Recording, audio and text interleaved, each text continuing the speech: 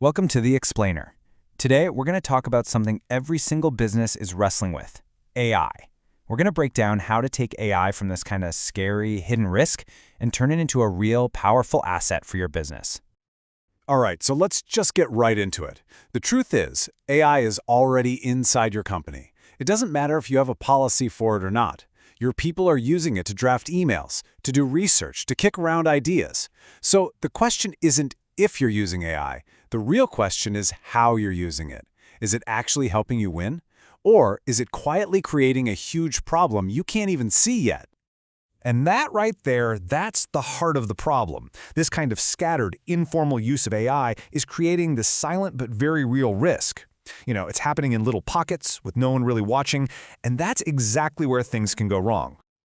So you might be asking, where does this risk actually come from? Well, here's the thing.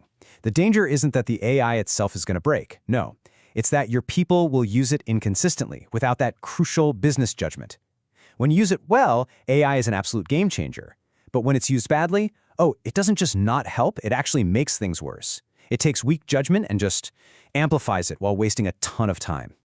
So how can you tell if this is happening in your company? Well, look for the signs. Are you seeing some work that's brilliant and some that's, well, not so great?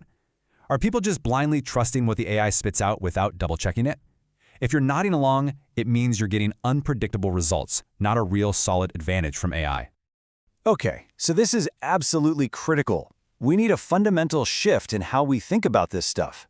We've got to stop treating AI like some cool new toy for people to just mess around with. It's time to start seeing it for what it is, a core business capability. And just like any other capability, it needs to be built with real discipline and intention. And that's exactly what we mean when we say business-ready AI. This isn't about playing around for the sake of it. No, it's about deliberately applying these AI tools to the actual work that moves your business forward. Things like analysis, planning, communication. And it's all done with clear structure, solid human judgment, and, some common sense business rules.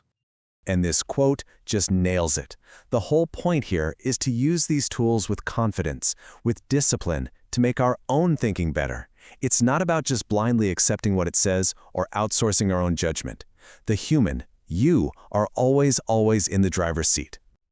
Okay, so that sounds good in theory, right? But how do you actually do it? How do you build a practical framework that makes AI work effectively and safely for your team? Let's get into the nuts and bolts. Well, it really boils down to a clear, repeatable process. See, the most effective people don't just type in some vague question and take the first answer they get. Nope, they're deliberate. They pick the right task for the job, they use structured prompts to guide the AI, they critically test everything that comes back, and, this is the most important part, they combine the incredible speed of AI with their own human judgment, all while staying within safe guardrails. Now, here's a really powerful way to think about this. Stop seeing AI as an answer machine. It's not a magic 8-ball. Instead, think of it as your thinking accelerator.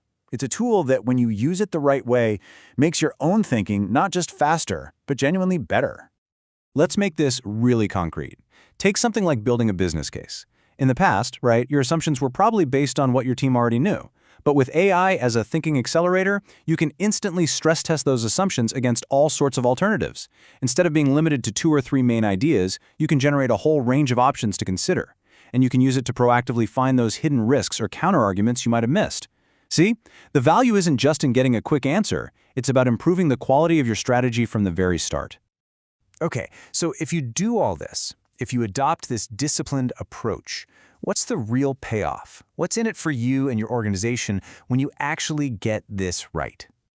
Well, for you as a professional, it's all about getting rid of the friction. It shortens that long road from a great idea to a polished, high-quality final product. It means you can write things more clearly and confidently, analyze information way faster, and go into big meetings or decisions feeling way more prepared. You get to focus your brainpower on judgment, on the big picture, not on all the tedious admin stuff. And if you're a manager or a leader, the payoff is huge. It's leverage. When AI is used in this structured, visible way, it becomes a true productivity multiplier. You get more consistent work from your whole team, you cut down on wasted time and endless rework, and you can finally be confident that your people's valuable time is being spent on what truly matters.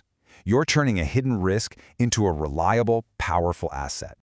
All right, as we start to wrap this up, let's boil it all down to the key things you need to remember and take back to your team. Look, this is the choice every single organization is facing right now. It's a fork in the road. You can either let AI grow like a weed, unstructured, and just hope for the best while accepting all those hidden risks, or you can build the discipline to turn it into a real, lasting competitive advantage. There is no middle ground here. And always remember this, the goal is not just to work faster, it's to think better. AI has to serve that goal.